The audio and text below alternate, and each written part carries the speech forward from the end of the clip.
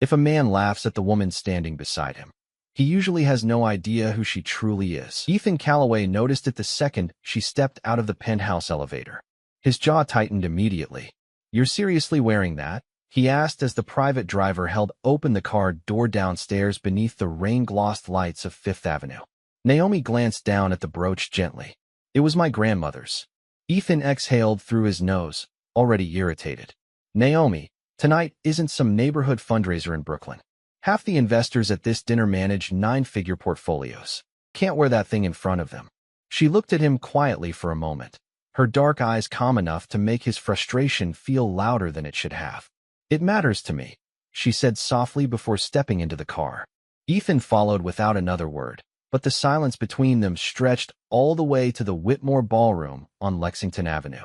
Manhattan glowed outside the tinted windows, cold and expensive beneath the February rain, while Naomi rested one hand lightly over the heirloom, as if protecting something fragile that only she understood.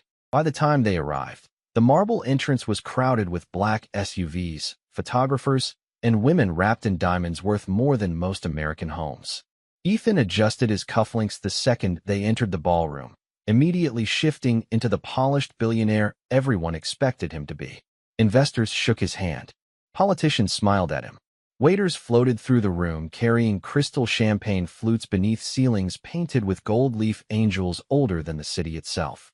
Naomi remained beside him quietly, graceful and composed, but Ethan could already feel the subtle glances drifting toward the antique brooch pinned against her dress. During dinner, the comments finally began. "Interesting piece," one woman said with a smile too sharp to be kind. "Vintage store." A few people chuckled softly around the table. Naomi smiled politely. "No, it belonged to my family." Ethan lifted his wine glass casually, not even realizing the damage waiting inside his next sentence. "Trust me," he said with a smirk. "If it had real value, Sotheby's would have found it by now." Laughter spread across the table instantly. Quiet at first, then louder, comfortable, cruel in the effortless way wealthy people often became when they assumed they were safe. Naomi did not laugh. She simply lowered her eyes toward her untouched champagne while the chandelier light trembled across the silver rose pinned near her heart. Ethan leaned back confidently, pleased the tension had dissolved into entertainment. "Come on," he added lightly. "The thing probably belongs in a history box somewhere." More laughter followed. Across the ballroom, a violin quartet continued playing as if humiliation were simply another soundtrack rich people dined beneath every night. Naomi finally looked up at her husband, but there was no anger in her face. That was the part Ethan would remember later. Not tears, not embarrassment, just silence. Calm, unbearable silence. Then she reached for her phone beneath the tablecloth.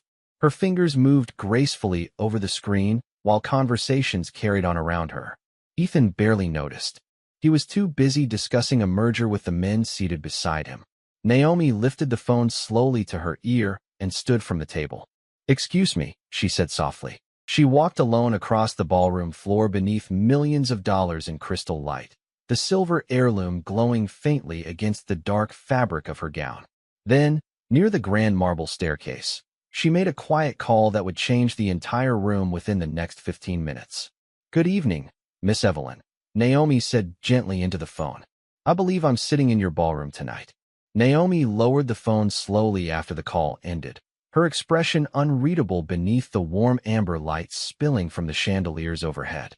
Around her, the ballroom continued breathing with quiet luxury, crystal glasses touching softly, expensive laughter floating beneath the sound of violins, waiters moving carefully across polished marble floors with silver trays balanced perfectly in white-gloved hands. No one noticed the shift except the ballroom manager near the entrance. The moment he heard the name Evelyn Whitmore through Naomi's phone, the color drained from his face so quickly it almost looked painful. Naomi returned calmly to the dinner table while the manager disappeared toward the back hallway at nearly a run. Ethan barely looked up when she sat down beside him again. He was too focused on impressing the men across from him, speaking confidently about acquisitions, private equity, and expansion deals in Miami and Chicago.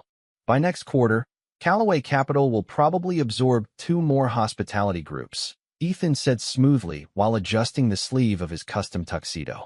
The market is shifting toward luxury experiences. People want exclusivity now. One of the investors nodded approvingly. That is why tonight matters.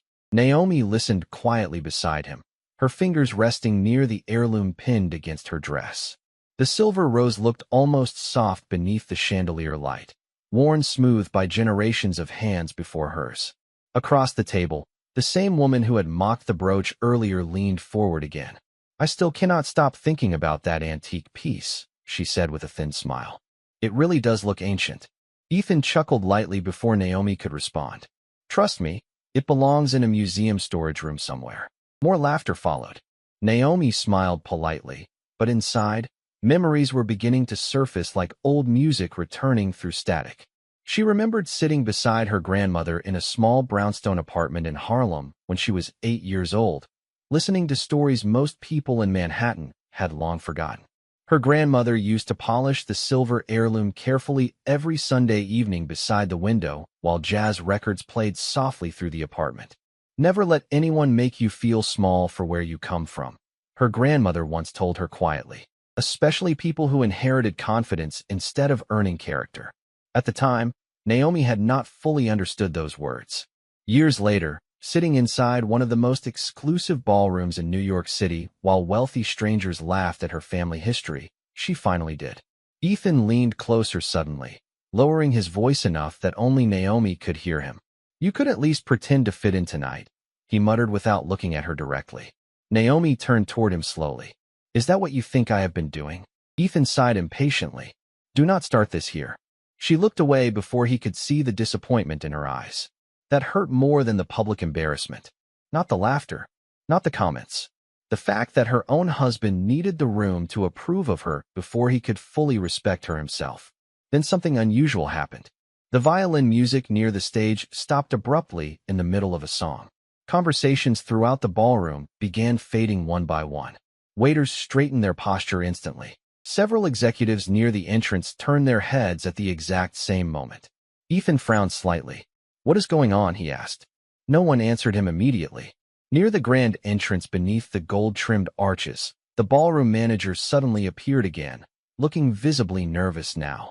Behind him walked an elderly woman in an ivory silk suit with diamond earrings so understated they somehow looked even more expensive than the ones surrounding her. Her silver hair was styled perfectly. Posture carried the kind of authority money alone could never buy. The moment she entered the ballroom, nearly half the room stood up instinctively. Ethan blinked in confusion. Is that? One investor whispered under his breath. Evelyn Whitmore. The owner of the Whitmore Ballroom had arrived personally. And for the first time that night, Ethan Calloway stopped smiling. The atmosphere inside the ballroom changed so quickly it almost felt physical, like pressure building before a storm no one had predicted. Conversations lowered into whispers. Chairs shifted softly against marble floors as some guests stood instinctively, while others stared toward the entrance with careful confusion. Evelyn Whitmore walked slowly beneath the chandeliers with the effortless composure of someone who had spent 50 years being the most powerful person in every room she entered. She was well into her 70s now, but nothing about her presence felt fragile. The staff moved differently around her. Investors straightened their posture when she passed. Even the musicians near the stage lowered their eyes respectfully. Ethan rose from his chair a second too late, caught off guard by the sudden tension surrounding him. Mrs. Whitmore, he said quickly, forcing a polished smile as she approached the table. This is an honor. Evelyn barely looked at him. Her attention had already settled on Naomi. More specifically, on the silver rose heirloom resting against the dark fabric of Naomi's gown. For a long moment, the older woman said nothing at all. The ballroom became so quiet Naomi could hear the faint hum of the city traffic 20 floors below them through the tall windows overlooking Manhattan. Then Evelyn stepped closer slowly, her expression softening in a way that surprised everyone watching. May I? She asked gently, gesturing toward the heirloom. Naomi nodded once. Evelyn lifted trembling fingers toward the antique brooch but stopped just before touching it, almost as though she were standing in front of something sacred. My God, she whispered quietly. I have not seen this piece in over 40 years. Ethan's smile disappeared immediately. Several people at the table exchanged uncertain glances. The woman who had mocked Naomi earlier suddenly looked uncomfortable enough to lower her champagne glass completely. Evelyn finally looked directly at Naomi. "Your grandmother kept it," Naomi answered softly, "until the day she passed away." Something emotional flickered across Evelyn's face then, something deeper than nostalgia. Regret, perhaps, or guilt buried beneath decades of wealth and silence. "Your grandmother was Eleanor Brooks," Evelyn said carefully. Naomi nodded. "Yes." A stunned silence spread around the table. Ethan frowned slightly beside his wife. He had never heard that name before. In truth, there were many things about Naomi's past he had never asked to understand. He knew she grew up in Heirloom. He knew she earned scholarships. He knew she avoided discussing family history. But Ethan had always assumed silence meant simplicity. He never imagined silence could also protect legacy. Evelyn turned slowly toward the guests seated around the table. "Do you know what this ballroom was originally built for?" she asked calmly. No one answered. "It was not built by hotel investors," she continued. "It was built by artists, musicians, architects, and collectors who were shut out of New York society generations ago. Some of the original financing came from families history conveniently forgot."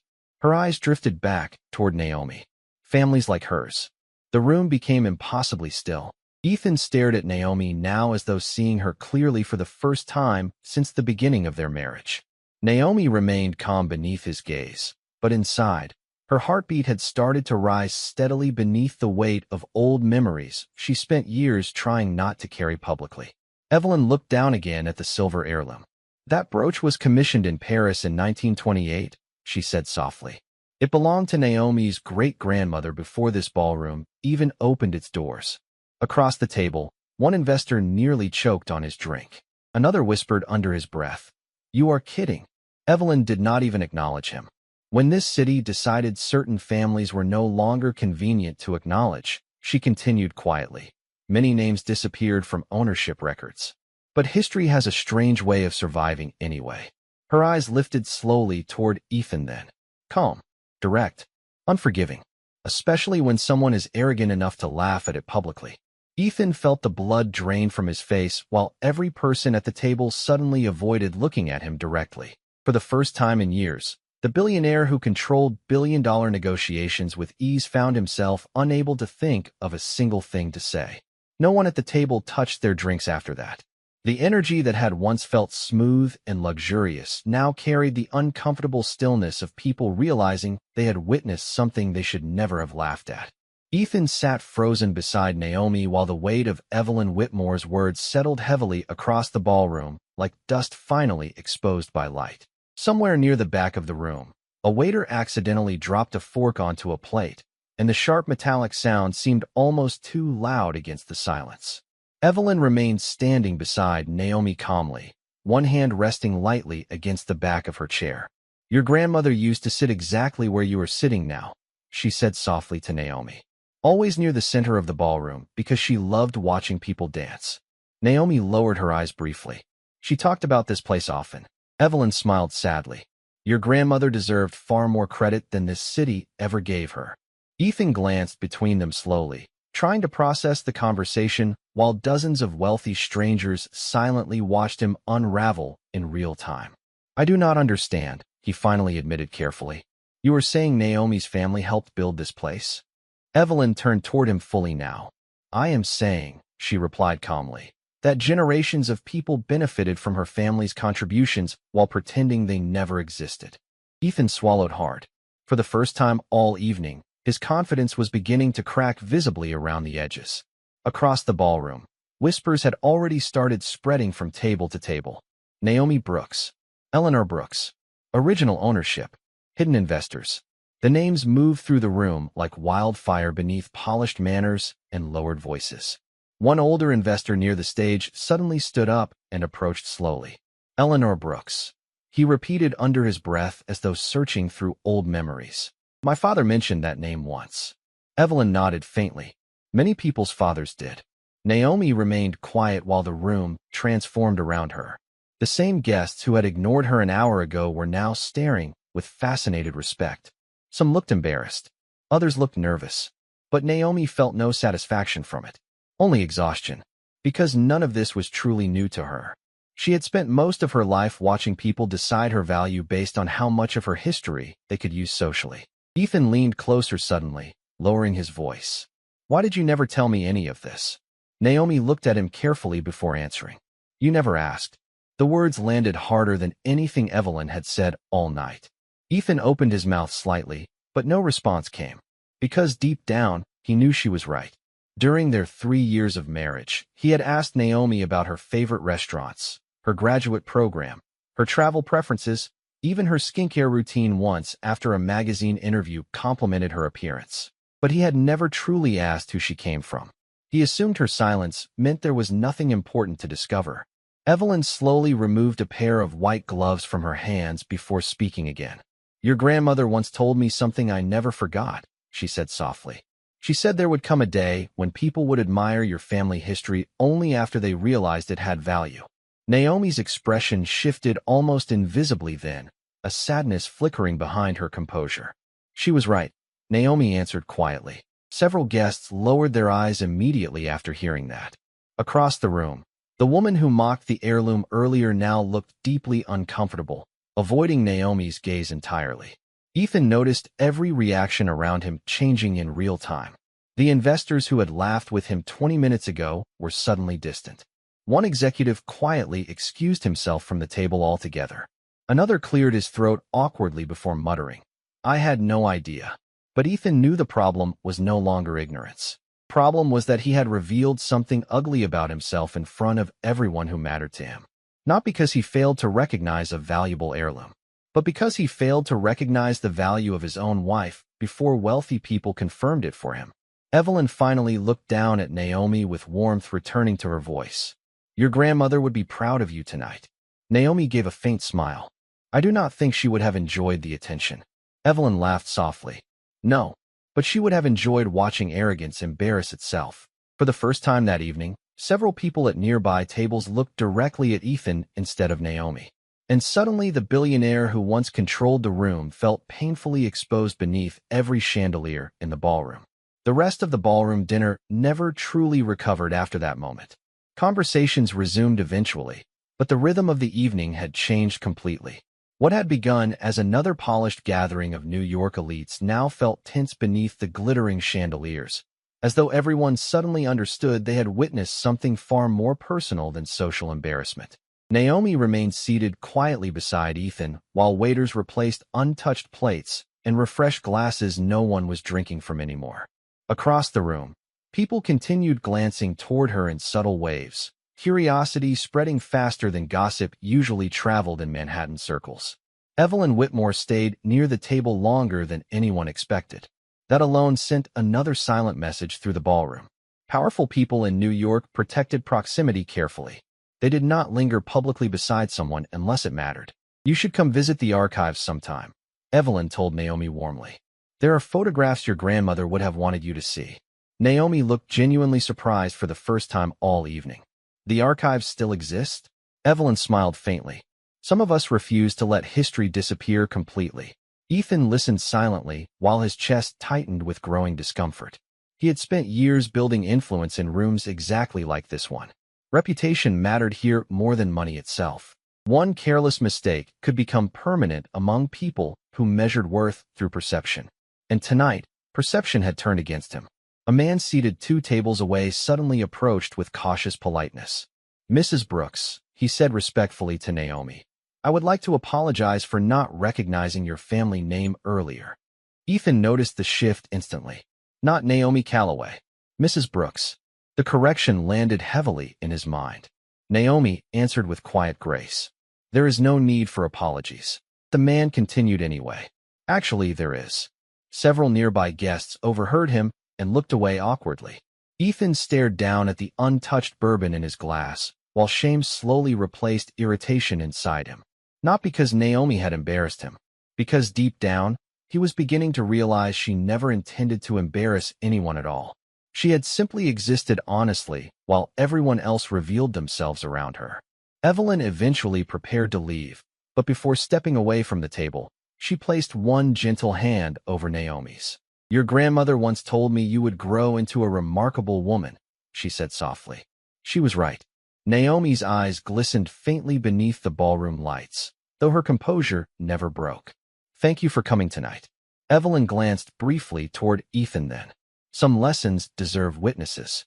With that, she walked away slowly through the ballroom while executives, politicians, and investors stepped aside instinctively to clear her path. The moment she disappeared beyond the entrance, the tension returned immediately. Ethan loosened his tie slightly, suddenly aware of how warm the room felt. "Naomi," he began carefully, "why did you never mention any of this?" Naomi looked toward the musicians near the stage before answering. "Would it have changed the way you treated me?" Ethan hesitated too long. That silence became its own answer. Naomi lowered her eyes quietly after that. The violin quartet resumed playing softly nearby, but the music now sounded distant beneath the weight pressing between them. Ethan suddenly remembered dozens of small moments from their marriage he had ignored before. Naomi declining invitations to exclusive social clubs. Naomi avoiding conversations about old New York families. Naomi quietly removing herself whenever discussions turned arrogant or elitist. He used to interpret her silence as insecurity. Now he realized it may have been restraint. One of Ethan's business partners approached cautiously beside the table. "Calloway," he said quietly, "rough night." Ethan forced a stiff smile. "You could say that." The man glanced briefly toward Naomi before lowering his voice further. "For what it is worth, your wife handled this with more class than most people in this room combined." Then he walked away before Ethan could respond. Ethan sat motionless afterward, staring at the woman beside him with growing confusion. Naomi had every reason to humiliate him publicly after what he said earlier. She could have exposed him the moment the laughter started. Instead, she protected his dignity even while he destroyed hers. And somehow, that hurt him far more than anger ever could. Naomi finally reached for her small evening purse and stood slowly from the table. "Where are you going?" Ethan asked immediately. She looked down at him calmly. "I need some air." Then, beneath the golden glow of the Whitmore Ballroom, Naomi Brooks walked away alone while her billionaire husband remained seated in the middle of a room that no longer admired him the same way. Cold February air swept across Naomi's face the moment she stepped onto the private balcony overlooking Midtown Manhattan. The city shimmered beneath her like scattered gold, endless windows glowing against the dark skyline, while distant traffic moved slowly through rain-soaked streets 20 floors below. Inside the ballroom, the music had started again, soft violins floating faintly through the open terrace doors, but out here everything felt quieter. Honest. Naomi rested both hands lightly against the stone railing and closed her eyes for a brief moment. She should have felt victorious after what happened inside. Most people would have. The room that laughed at her had turned silent. The people who dismissed her suddenly respected her. Even Ethan had looked shaken for the first time since she met him. But none of it brought her satisfaction. Because humiliation always left something behind, even when justice eventually arrived afterward. The terrace door opened gently behind her. Naomi already knew who it was before Ethan spoke. "There you are." His voice sounded lower now, stripped of the smooth confidence he carried all evening. Naomi kept her eyes on the skyline. "I wanted a minute alone." Ethan stepped closer carefully, stopping a few feet beside her beneath the soft glow of the outdoor lanterns. For several seconds, neither of them spoke. The silence between them no longer felt elegant. It felt fragile. "I did not know," Ethan finally said quietly. Naomi gave a faint nod. "I know." He exhaled slowly, rubbing one hand against his jaw. "Why would you hide something like that from me?" Naomi turned toward him then, her expression calm but tired. "You still think this is about status?" Ethan frowned slightly. "What does that mean?" Naomi studied him for a long moment before answering. "You only started looking at me differently after wealthy people confirmed I was worth respecting." The words hit him immediately because they were true. Ethan looked away toward the skyline, unable to deny it. Naomi continued softly. "When your friends laughed at my grandmother's heirloom tonight, you laughed too." Naomi. Ethan felt something twist painfully inside his chest. He had negotiated billion-dollar contracts without losing composure. He had survived hostile acquisitions, media scandals, brutal boardrooms, and ruthless investors. Yet standing beside Naomi on that balcony suddenly made him feel smaller than he had in years. "I never meant to hurt you," he said quietly. Naomi smiled sadly at that. "Most people who humiliate others do not plan it ahead of time." The rain had started again lightly over Manhattan, soft droplets catching against the balcony lights while taxis moved below like streams of gold through the streets. Ethan looked at Naomi differently now. Not because of her family history, not because of Evelyn Whitmore, but because he was finally noticing details he ignored for years. The quiet dignity in the way she carried herself, the restraint in her silence, the intelligence behind the calmness he once mistook for passiveness. Suddenly Ethan remembered their first date at a small jazz restaurant in Harlem. Naomi had spent half the evening listening instead of speaking while he talked confidently about business ambitions and luxury developments. He interpreted her quietness as admiration. Now he wondered if she had simply been observing him all along. "Why did you marry me?" he asked unexpectedly. Naomi looked genuinely surprised by the question. Then she answered with painful honesty. "Because when you were away from rooms like this, you were kinder." Ethan lowered his eyes immediately. Somewhere inside the ballroom, people were still whispering about them. He could feel it even from out here. But none of that mattered anymore. The embarrassment, the gossip, the damaged pride. What truly unsettled him was the realization that Naomi had been protecting his dignity throughout the entire evening while he failed to protect hers for even 5 minutes. The balcony door opened again quietly behind them. One of Ethan's assistants stepped outside looking nervous. "Mr. Calloway," he said carefully, "some of the investors are asking if you still plan to continue the presentation tonight." "No," he said quietly. "Tonight is over." The elevator ride down from the ballroom felt painfully quiet. Naomi stood near the mirrored wall with her hands folded calmly in front of her, while Ethan remained beside her without speaking. The soft instrumental music inside the elevator only made the silence heavier. Normally, after events like this, Ethan would already be discussing investor reactions, market strategy, or tomorrow morning's headlines. Tonight, he could barely look at his own reflection. When the elevator doors finally opened into the private underground entrance, cold air rushed through the marble corridor as their driver hurried to open the back door of the black sedan waiting outside. Rain continued falling over Manhattan in thin silver lines beneath the streetlights. Naomi entered the car first without a word. Ethan followed slowly after her, loosening his tie again as though he suddenly could not breathe comfortably inside it anymore. The city moved past the windows in blurred reflections while the driver steered through late-night traffic toward the Upper East Side penthouse they shared. Several minutes passed before Ethan finally spoke. "I owe you an apology." Naomi kept her eyes on the rain sliding down the glass beside her. "You do?" Ethan swallowed hard at the simplicity of her answer. No anger, no raised voice, just truth spoken quietly enough to leave nowhere for him to hide from it. "I was arrogant tonight," he admitted carefully. Naomi gave a faint nod. "Yes." Ethan looked down at his hands. "I embarrassed you." "Yes." Each response landed harder because she refused to dramatize any of it. Naomi was not trying to punish him. She was simply refusing to protect him from the reality of what he had done. The car slowed briefly at a red light near Park Avenue. Outside, pedestrians hurried beneath umbrellas while restaurant windows glowed warmly against the storm. Ethan stared at the passing city and suddenly realized something unsettling. Naomi had always moved through his world quietly, adapting to rooms designed for people like him without ever demanding recognition. Yet tonight proved she never truly belonged beneath those people at all. If anything, many of them were standing on foundations built partly by families like hers. "Did your grandmother know Evelyn Whitmore personally?" Ethan asked softly after a while. Naomi nodded once. "For many years. And you never told anyone?" Naomi finally looked at him directly. "Why would I?" Ethan hesitated. "Because your family history matters." Naomi's expression shifted slightly then, not angry but deeply disappointed. It only started mattering after rich people approved of it. Ethan looked away immediately. Again, she was right. The sedan finally pulled beneath the covered entrance of their building on East 72nd Street. Doormen rushed forward with umbrellas while cameras from distant paparazzi flashed faintly across the wet sidewalk outside. Ethan usually enjoyed that attention.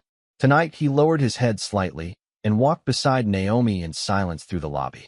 Inside the penthouse, the city stretched around them through floor-to-ceiling windows glowing above Manhattan like a sea of lights beneath the rain. Naomi quietly removed her heels near the entrance before walking toward the living room. Ethan loosened his cuffs slowly, watching her with growing uncertainty. Their home suddenly felt unfamiliar to him.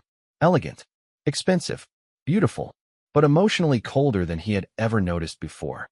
Naomi paused beside the grand piano near the windows and carefully touched the silver heirloom still pinned against her dress. Ethan watched her reflection in the glass for a moment before speaking again. "You think I only valued you after tonight?" Naomi turned toward him slowly. "I think you loved the version of me that made you comfortable." Ethan frowned. "That is not true. Is it not? You never asked why I avoided rooms like tonight," she continued softly. "You just assumed I was intimidated by them." Ethan stared at her silently. The truth felt uglier now that someone finally spoke it out loud. Naomi looked toward the rain outside the windows before saying the one thing Ethan would replay in his mind long after this night ended. "I was never intimidated by wealthy people, Ethan." She met his eyes steadily then. "I was disappointed by them."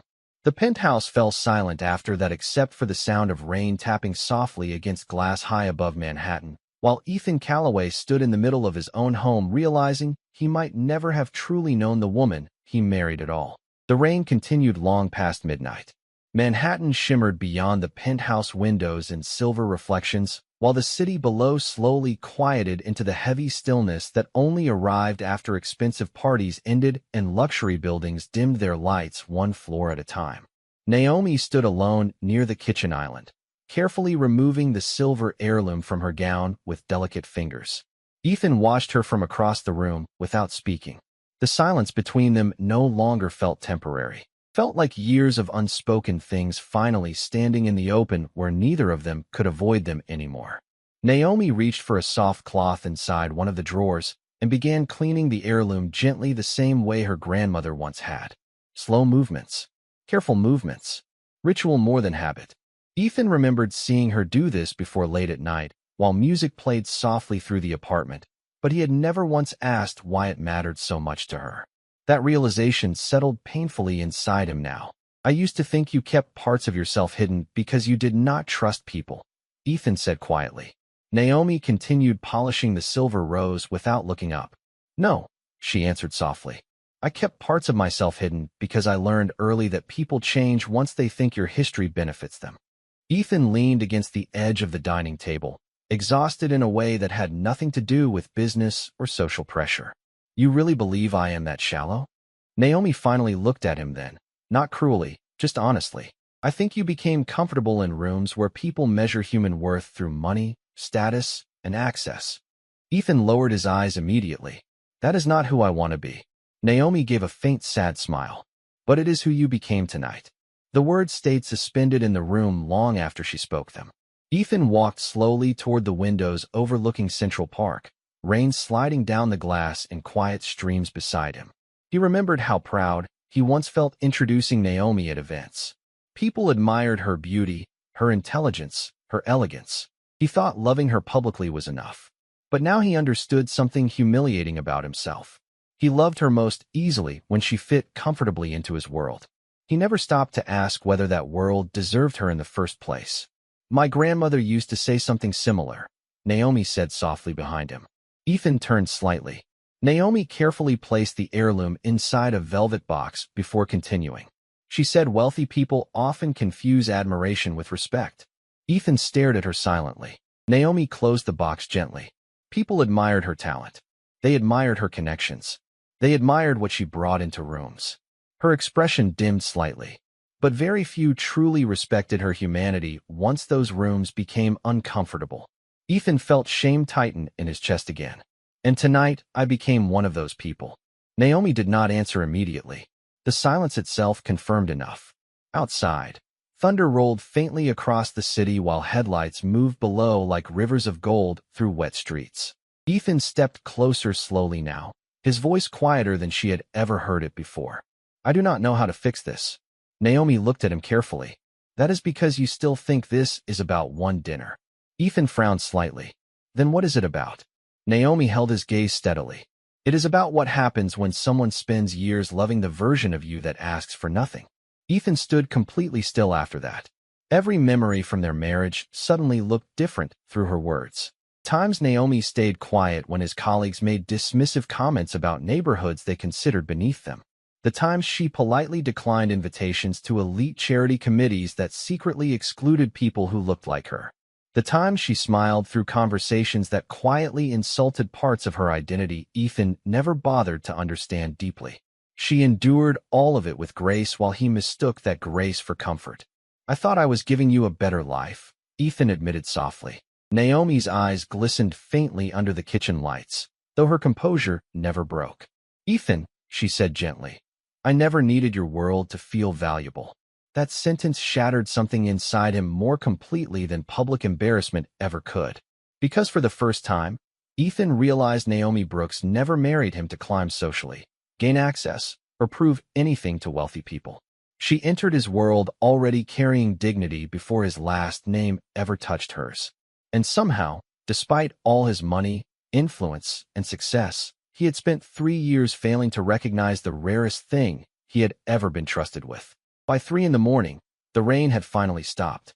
Manhattan rested beneath a layer of silver fog while the first hints of dawn softened the dark skyline beyond the penthouse windows. Ethan had not slept. He remained alone in the living room wearing the same wrinkled tuxedo from the gala, sitting quietly with untouched coffee growing cold beside him while memories from the evening replayed endlessly in his mind. Every laugh, every careless word, every moment Naomi stood beside him with dignity while he failed her publicly. Across the apartment, soft footsteps finally echoed through the hallway. Ethan looked up immediately as Naomi entered the room wearing a simple cream sweater and dark pants. Her hair pulled back loosely now, all traces of the glamorous ballroom gone except for the silver heirloom resting gently in her hand. She looked calmer this morning, not happier, just clear. Naomi walked slowly toward the windows overlooking Central Park while pale morning lights spread across the city beneath them. Ethan stood carefully. "Naomi," she raised one hand gently, stopping him before he could continue. Then she looked out across Manhattan and spoke softly enough that he almost missed the first sentence.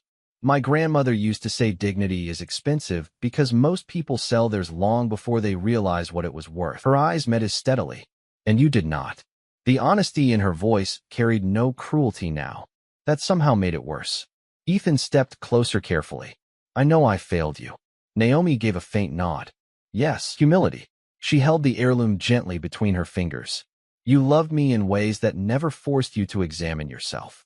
Ethan felt those words settle deeply inside him because he could no longer deny them.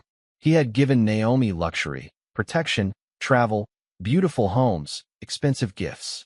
But somewhere along the way, he quietly expected gratitude for being accepted into his world without realizing she never needed his world to complete her identity.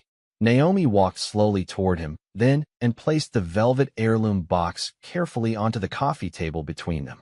"Do you know why this mattered so much to my grandmother?" Ethan shook his head silently. "Because generations before her were told they should feel lucky just to be allowed inside rooms they helped build." Ethan stared at the silver rose in silence. Naomi's voice remained calm. "Last night, for a few minutes, you became one of those people too." Ethan closed his eyes briefly. The shame no longer felt defensive now. It felt deserved. "I cannot change what I said," he admitted quietly. "No," Naomi answered softly. "But you can decide who you become after realizing why you said it." Morning light slowly filled the penthouse around them, washing away the cold blue shadows left from the storm. Somewhere below, the city was already beginning another day. Car horns, distant sirens, early traffic moving through wet streets. Ethan looked at Naomi standing there in the quiet sunlight and finally understood something wealth had hidden from him for years. Power did not belong to the loudest person in the room. It belonged to the person who could stand in humiliation without surrendering their dignity. Naomi reached for her coat near the entryway. Ethan looked up immediately. "Where are you going?" Naomi slipped the heirloom carefully into her purse before answering. "Evelyn invited me to see the archives this morning." Ethan nodded slowly. "Will you come back?" Naomi paused near the door, her hand resting lightly against the handle while soft morning light framed her silhouette against the skyline beyond. For a long moment, she said nothing at all. Then she looked back at him with the same calm grace she carried through the entire night, and spoke the one truth Ethan Calloway would remember long after the ballroom forgot his embarrassment. "Depends on whether you finally learn the difference between being impressed by someone and truly valuing them."